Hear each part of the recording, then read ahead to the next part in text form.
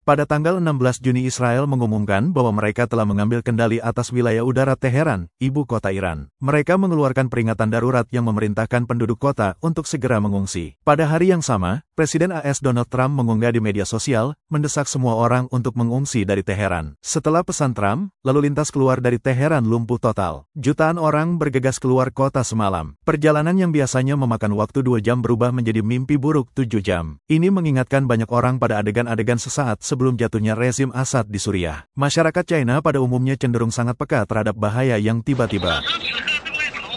Kami lari menyelamatkan diri sekarang. Situasinya kacau dan kami benar-benar takut. Mengerikan. Lihatlah mereka, penduduk lokal Iran. Mereka juga melarikan diri. Beberapa sudah pergi dan beberapa masih di sini. Banyak warga negara China yang masih di Teheran tidak bisa berbahasa Persia maupun Inggris. Pada titik ini, paspor China mereka tidak akan membantu. Nasib mereka kini sepenuhnya di luar kendali mereka. Seorang pedagang China lain yang tinggal di Teheran merekam video yang mendesak orang lain untuk segera meninggalkan kota. Dia mengatakan di situ tidak lagi aman. Ada banyak orang China yang terjebak di Iran sekarang. Banyak yang menginap di hotel, tetapi mereka telah diberitahu bahwa mereka harus check out besok. Setelah mereka pergi, tidak ada akses internet. Mereka tidak bisa berbahasa Inggris atau Persia. Jadi, apa yang akan mereka lakukan? Kemana mereka bisa pergi? Bagaimana mereka akan meninggalkan negara itu? Pada tanggal 18 Juni, seorang warga negara China lain yang bekerja di Iran mengatakan dia sudah pergi lebih awal, beberapa hari sebelumnya. Dia dan rekan-rekannya memutuskan untuk segera keluar. Dia berkata, pergi sekarang. Jangan menunggu. Kali ini berbeda. Jika Anda bisa keluar dari Teheran, atau bahkan keluar dari Iran, lakukan. Jangan ambil risiko apapun. Pikirkanlah, bahkan jutaan pengungsi Afghanistan berusaha meninggalkan Iran. Jadi mengapa kita orang China masih harus tinggal? Stasiun TV nasional Iran dibom dan ada desas-desus bahwa Israel mungkin menjatuhkan bom hidrogen di pegunungan dekat Teheran. Apa yang masih kita lakukan di sini? Perusahaan saya bertindak sangat cepat. Beberapa hari yang lalu, salah satu rekan China saya berada di Bandar Abbas untuk urusan bisnis. Ketika kami melihat keadaan memburuk, dia segera membeli tiket kapal dan langsung pergi ke Sharjah di Emirat Arab. Bagi orang China di dekat Teheran, saya tidak menyarankan mencoba pergi sampai ke Bandar Abbas.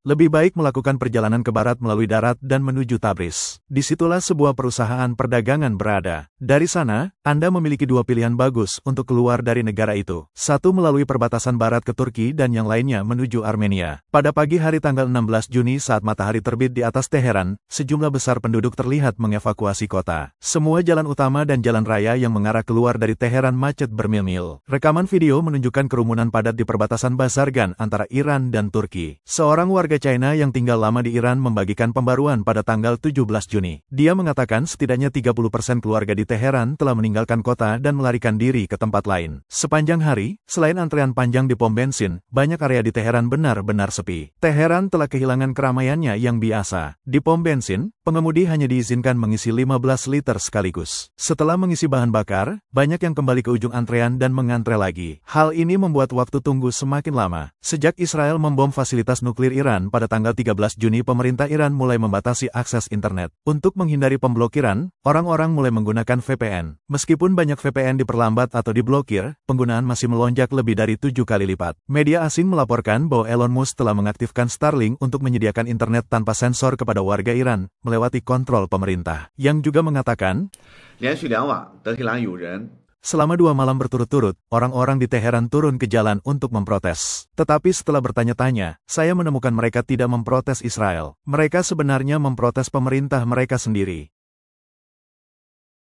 Pada tanggal 16 Juni ketika warga Iran terjebak kemacetan lalu lintas mencoba menuju utara, beberapa mulai bernyanyi dan menari di dalam terowongan untuk merayakan serangan Israel terhadap rezim Islam mereka sendiri. Perayaan publik semacam ini dilarang di bawah pemerintahan Iran saat ini. Bukan hanya warga sipil yang melarikan diri, ada juga laporan tentang gangguan komunikasi yang meluas dengan militer Iran. Menurut orang-orang yang mengetahui situasinya, beberapa unit militer telah kehilangan kontak dengan komandan mereka. Tentara terlihat berkeliaran tanpa tujuan di jalanan, dan seluruh situasi menjadi kacau. Pada tanggal 15 Juni Kementerian Luar Negeri Iran tiba-tiba memperlunak pendiriannya, mengatakan bersedia menandatangani perjanjian untuk menyerahkan senjata nuklir sebagai imbalan gencatan senjata. Tetapi Israel segera menanggapi, mengatakan semua situs nuklir yang ada harus dihancurkan sepenuhnya terlebih dahulu. Baru kemudian negosiasi dapat terjadi. Salah satu media bahkan menunjukkan bahwa pembicaraan tidak mungkin lagi karena pejabat Iran yang mengambil bagian dalam negosiasi nuklir 4 hari lalu semuanya dibunuh oleh pasukan Israel. Dengan perginya para negosiator, tidak ada yang tersisa untuk diajak bicara. Konflik terbaru antara Israel dan Iran telah menarik perhatian global. China, yang memiliki hubungan dekat dengan rezim Iran saat ini, merespons dengan gugup. Pemimpin Partai Komunis China Xi Jinping secara terbuka menyatakan keprihatinan. Tetapi yang mungkin benar-benar dia khawatirkan adalah dampaknya terhadap ekonomi China jika ekspor minyak Iran terputus. Sejak Israel melancarkan serangkaian serangan udara ke Iran pada tanggal 13 Juni diikuti oleh pembalasan drone dan rudal Iran, harga minyak telah naik tajam. Menurut data dari perusahaan komoditas Kepler, lebih dari 90% minyak Iran saat ini masuk ke China. Sebagian besar minyak ini dikirim ke kilang-kilang independen kecil di Provinsi Shandong, yang dikenal sebagai Teapots. Pada tahun 2022, untuk mengamankan keuntungan yang lebih tinggi, perusahaan China mulai membeli minyak Iran dalam jumlah besar di bawah sanksi. Iran memiliki sangat sedikit pembeli lain selain China. Ini menempatkan Iran dalam posisi yang lemah dalam hal penetapan harga. Pada tahun 2024, seorang pejabat dari Kamar Dagang Iran menyebut hubungan dagang dengan China sebagai perangkap kolonial. Karena China membayar minyak dengan yuan daripada dolar AS, Iran kemudian terpaksa menggunakan uang itu untuk membeli sejumlah besar barang China, memperdalam ketergantungan ekonominya pada China. Iran mengekspor sekitar 1,7 juta barel minyak mentah per hari. Jika ekspor ini terputus, kilang swasta China, untuk pertama kalinya dalam beberapa tahun, harus membeli minyak dengan harga pasar. Sebagai importir minyak terbesar di dunia, China telah meningkatkan cadangannya selama 3 bulan berturut-turut, menambahkan lebih dari 1 juta barel per hari. Asisten Profesor Diplomasi, Cheng Chin-mo, dari Universitas Tamkang di Taiwan mengatakan Iran telah lama bergantung pada China untuk membeli minyak karena sanksi internasional telah membatasi perdagangannya. Jadi perang ini dapat memiliki dampak besar pada pasokan minyak China. Dia juga mengatakan Rusia ingin menjual lebih banyak minyak ke China, tetapi Beijing lebih suka mendiversifikasi sumbernya. Di Timur Tengah, China utamanya bergantung pada Iran. China telah banyak berinvestasi di Iran, dan Iran berutang banyak uang kepada China. Setengah dari minyak yang dikirim Iran ke China adalah untuk melunasi utang, sedangkan setengah lainnya dijual dengan harga sangat rendah. Itulah mengapa Iran pada dasarnya telah menjadi satu-satunya negara Timur Tengah yang dapat dipengaruhi China. Pada tanggal 27 Maret tahun 2021,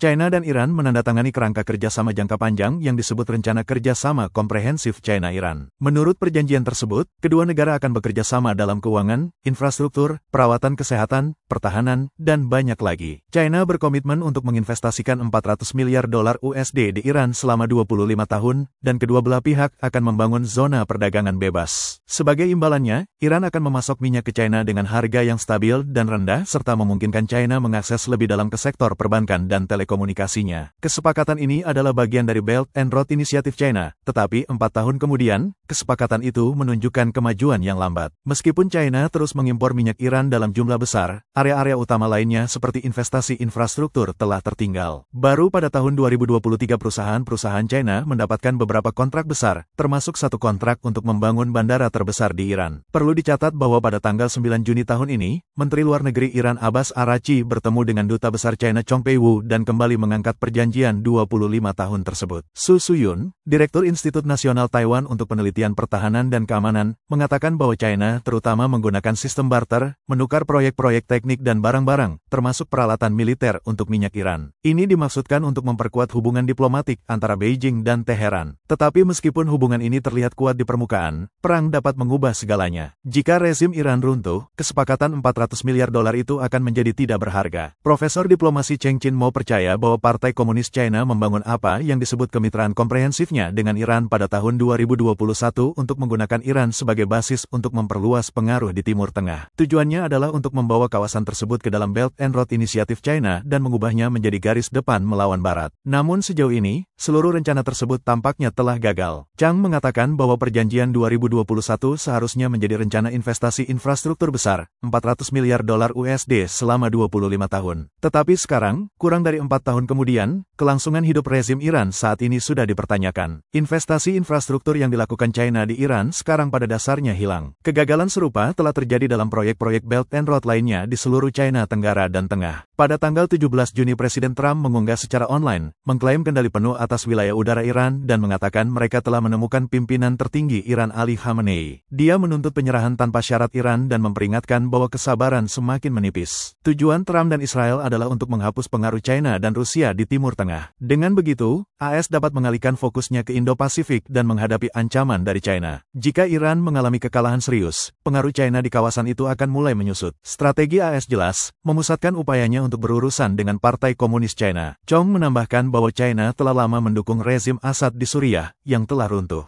Rezim Iran sekarang diambang kehancuran. Dengan dukungan China, Iran pernah membantu kelompok-kelompok seperti Hizbullah, Hamas, dan Houthi menyebarkan kekuatan mereka di Timur Tengah. Tetapi hal-hal telah berubah dan sekarang jauh lebih sulit bagi China untuk berekspansi di kawasan itu. Pada titik ini, AS adalah pihak yang mengarahkan situasi di Timur Tengah. Dia juga mencatat bahwa sementara konflik Israel-Iran sedang berlangsung, Xi Jinping sedang mengunjungi Kazakhstan. Pada saat yang sama, baik Rusia maupun China telah kehilangan pijakan geopolitik mereka di Timur Tengah. Mereka kemungkinan akan mundur ke Asia Tengah, yang akan menjadi medan perang berikutnya di antara keduanya. Bentrokan terbaru antara Israel dan Iran telah menarik perhatian global. Di media sosial, banyak warga Iran telah berbagi video yang menunjukkan bahwa mereka menyambut perubahan di negara mereka. Dalam satu klip, orang-orang tertawa terbahak-bahak saat mereka mengendarai mobil melewati potret-potret besar perwira militer Iran yang baru saja tewas dalam serangan udara. Kaum muda Iran telah lama membenci elit politik negara yang menua yang memerintah mereka dengan kekuasaan absolut.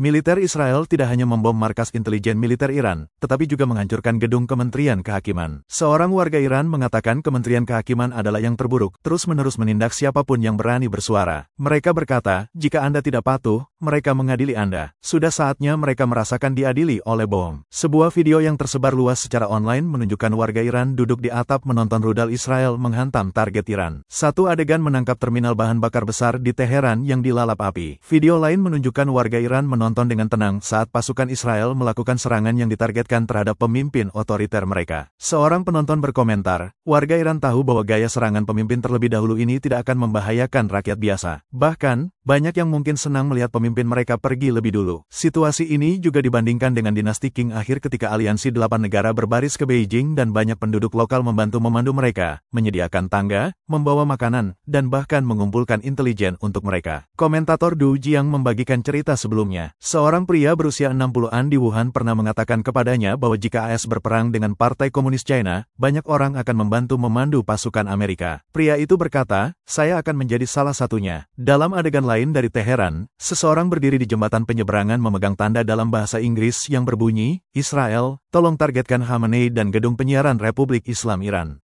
Orang itu tidak pernah ditangkap, dan tidak lama kemudian, serangan udara Israel benar-benar menghantam pusat penyiaran nasional Iran. Pada saat itu, seorang pembawa berita di penyiar nasional Iran sedang siaran langsung, dengan marah melaporkan serangan Israel. Nada dan penampilannya dramatis. Beberapa membandingkannya dengan televisi negara Korea Utara, atau China. Tetapi sebelum dia bisa menyelesaikan kalimatnya, stasiun itu dibom. Anda bisa mendengar ledakan di studio saat puing-puing langit-langit berjatuhan. Pembawa berita terlihat ketakutan, berbalik, dan lari. Sinyal siaran kemudian benar-benar padam. Kru sangat panik bahkan lupa mematikan mikrofon. Aktivis demokrasi China Tang Baichao berkomentar, bayangkan jika suatu hari penyiar negara China CCTV dibom saat menyebarkan propaganda dan disiarkan langsung ke seluruh dunia. Itu akan menjadi akhir dari PKC. Bukan karena rudal itu sendiri, tetapi karena setelah itu, tidak ada yang mau mempertaruhkan nyawa mereka untuk rezim tersebut. Tentu saja, mungkin China bahkan tidak perlu menunggu selama itu untuk melihat perubahan. Pada tanggal 17 Juni militer Israel merilis video yang menunjukkan unit pertahanan udara Iran dimusnahkan. Pada hari yang sama, Presiden AS Trump mengumumkan bahwa AS kini memiliki kendali penuh atas wilayah udara Iran dan mendesak kepemimpinan Iran untuk menyerah tanpa syarat. Dalam gelombang serangan pertama, Israel telah menewaskan 3 pejabat militer Iran teratas. Kemudian lebih dari 20 komandan berpangkat tinggi dieliminasi. Pada tanggal 17 Juni Israel mengumumkan bahwa mereka telah membunuh kepala staf masa perang Iran dan komandan militer tertinggi, Mayor Jenderal Ali Satmani. Dia baru menjabat selama 4 hari. Pada hari yang sama, Pangeran Iran Reza Pahlavi menyampaikan pesan kepada rakyat Iran.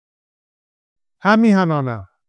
Kini, Republik Islam telah berakhir dan runtuh. Apa yang telah dimulai tidak dapat diubah. Masa depan cerah dan bersama-sama kita akan membalik halaman sejarah. Sekaranglah saatnya untuk bangkit. Saatnya untuk merebut kembali Iran. Saya mungkin segera bersama Anda. Saat ini, Iran jatuh ke dalam kekacauan. Media yang berafiliasi dengan oposisi Iran mengklaim bahwa sekutu dekat pemimpin tertinggi Ali Khamenei telah melakukan pembicaraan dengan Rusia untuk mengamankan rencana pelarian jika situasi memburuk. Menurut laporan ini, bukan hanya Khamenei, pejabat tinggi Iran lainnya juga membuat rencana cadangan. Ini telah mengingatkan beberapa orang pada situasi di Beijing. Di bawah pemerintahan otoriter Xi Jinping, kemarahan publik meningkat. Pejabat-pejabat sengsara dan pembersihan besar-besaran di militer telah menciptakan ketakutan dan ketidakpercayaan. Jika Xi Jinping melancarkan perang di Taiwan dan AS serta sekutunya ikut campur, rezim komunis China akan runtuh secepat itu.